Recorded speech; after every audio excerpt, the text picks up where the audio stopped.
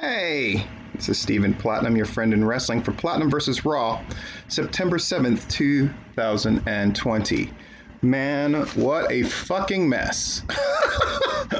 What a mess. If the rumors are true that that they're in disarray and the shows are being written almost on the fly right before they go on, that Vince McMahon, such as he is not even able to look at a script on the plane ride in because it's not ready in time. And all of this reeks of that. Almost every bit of it. Even the stuff that worked because of the performance level that the people put in to overcome sort of the lack of foundation in good writing. Whew. Labor Day. All right, we're at the Amway Center, of course. Michael Cole's there instead of Tom. Samoa Joe's there. Byron Saxton is there. Okay. Randy Orton is coming to the ring. He's wrestling Keith Lee again. Jesus.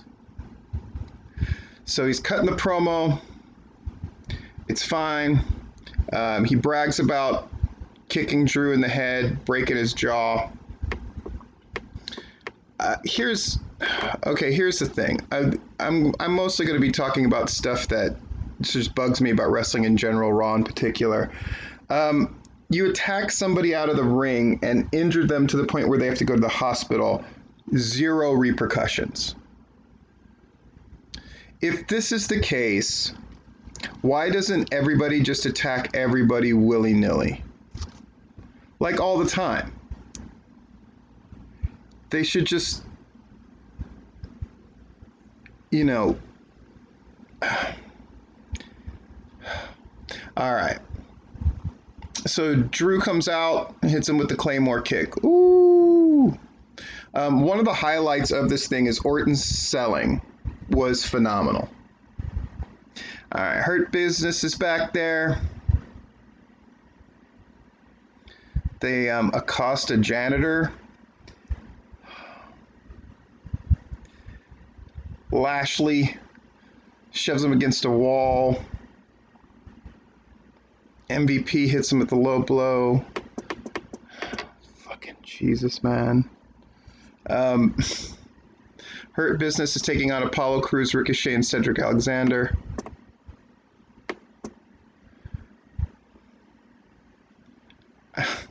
It's so bad. I'm looking at my notes and I'm having to double check them.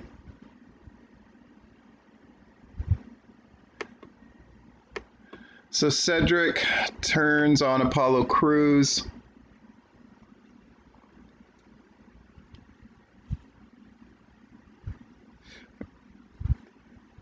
Cedric helps them win. He's in the Hurt Business.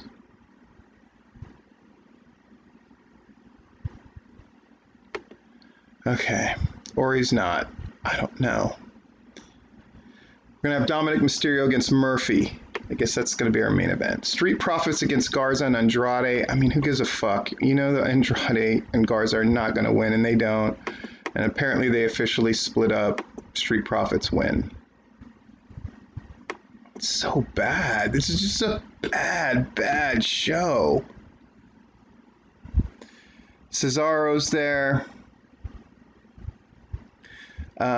They challenge Cesaro and his partner Nakamura challenge Ford and Dawkins. Okay. We also promote the Aleister Black against Kevin Owens at Raw Underground. Oh, that's something. R-Truth is at a restaurant with an invisible friend. Oh my God, did they listen to my thing where they said they don't do enough vignettes? Ninja pokes his head up. Tozawa and a referee appear.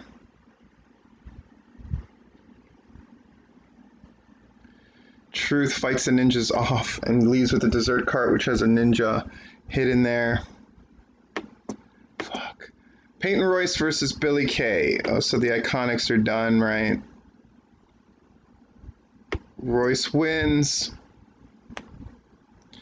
But then they hug. What the fuck, man? What the fuck? More video packages of Mysterios against Seth Rollins and Murphy. We get it. And then the entire Mysterio family is there. Oh boy, are they going to put them in? I'm guessing they are. Show the stuff that happened with Drew McIntyre and Randy Orton. Got the whole Mysterio family there.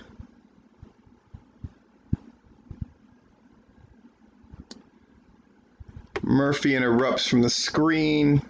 Basically, he wants to get in good graces with Seth, so he's going to lay a whooping on him. So there's Nia Jax and Shayna Baszler. They're going to both be in handicap matches against the Riot Squad. What the fuck? All right. We got Asuka and Mickie James against Lana and Natalya. Pretty good for what it is, yeah? Lana taps to Asuka. That's the long and short of it. Man, this is so bad. Shelton eventually confronts Cedric and says, you know, this better not be some kind of game, you better be really joining. Okay. So all four of them are there for the VIP lounge. Then they get interrupted. God, it's so fucking terrible, man. It's so bad. Ricochet and Apollo Crews are there. They're joined by the Viking Raiders. So we got an 8-man tag. I'm watching AEW now. So they do the match. Nothing notable, except I guess one of the Viking Raiders got hurt on a dive. What a waste. What a waste.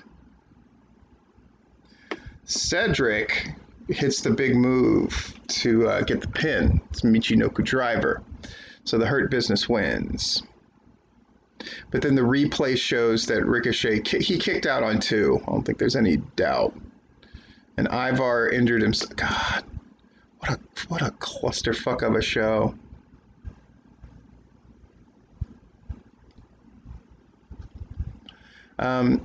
Charlie is back there with Drew McIntyre and says, you're supposed to leave.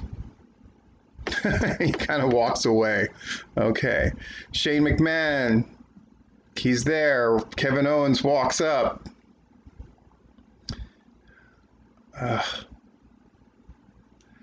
So bad. So we show what happened between Drew McIntyre and Randy Orton. Randy Orton against Keith Lee. Keith Lee has now been relegated to spare tire status. Decent match, but Lee was in a position to lose, but then Drew McIntyre attacks and hits Randy Orton. His selling of his jaw is pretty stellar. And they keep saying that he's got a fractured jaw. If you had a fractured jaw, I don't think, whatever. I can't even nitpick about that little shit that's bad, because there's so much big shit that's bad. So we go to Raw Underground. We see Aleister Black dominating some nobody. Kevin Owens, he says the real fireworks are going to begin when Kevin Owens arrives. But didn't Kevin Owens go in there before Shane McMahon in the last? The fuck? Like, nothing makes sense. What the fuck? All right, so they fight. Okay, good. It's good for what it is for Raw Underground, I guess. But then the back body drop happens, and so on the floor, and so then Shane McMahon says, oh, we'll see you later. What? Fucking Jesus. You know, for all the people who are saying, oh, you got to give Raw Underground a chance, you got to give Retribution a chance and see how good they're going to be. Well, guess what? Both of them are shit. Fucking bad. They're so bad. I mean, it's so bad for so long that people don't even have an interpretation of what bad is anymore. I'll say Adam Pearce is great. Randy Orton is with Adam Pearce in security. Orton is mad and yelling. I fractured jaw. Okay, whatever. Pearce trying to reassure Orton. Orton says his word means nothing. I'm inclined to believe it. I would say that we're going to have things that happen in threes and he'll get attacked again. 2-on-1 handicap match. Riot Squad are getting knocked around until, for some reason, Shayna Baszler gets distracted by Nia Jax. What the fuck? And so she gets rolled up and pinned. Oh, so terrible. Keith Lee, Mickie James, and Kevin Owens are announced for Raw Talk. Ooh, kiss of death. Back at Raw Underground. Oh, okay. Owens and Black are fighting some more. And then they start beating up the guys on the outside of the ring. What? Oh, God. Riot Squad, Nia Jax. Oh, boy. Match is happening. Retribution. It's been done many times before. This is the worst promo of 2020. Indescribably bad. Embarrassing. Accomplishes nothing. Man, it's bad. Go back to Raw Underground. Owens and Aleister Black still fighting. Okay. Black gets knocked to the floor. Upsets Big Dude. Dabba-Kato, is that his name? He hits the ring, destroys Owens and Black. Oh. And that's it. So was he going on Raw? Okay. At least that was something resembling a finish to this. Charlie is going to approach Randy Orton for an interview. Drew McIntyre attacks. They have this weird thing where he's trying to push his face into something, but maybe not. Hits him with another Claymore kick.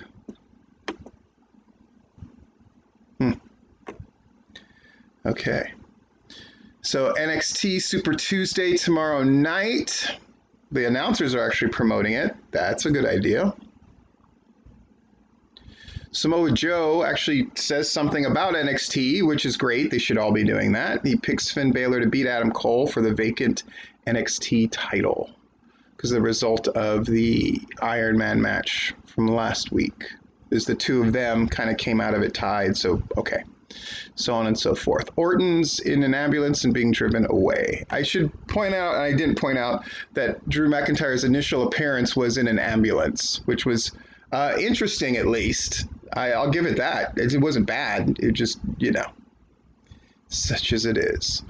Now we got the street fight. Notable things. Dominic Mysterio is really good in this, and Murphy's always really good.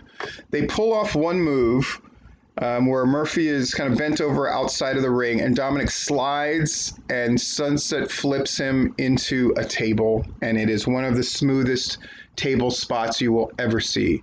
It was fucking phenomenal.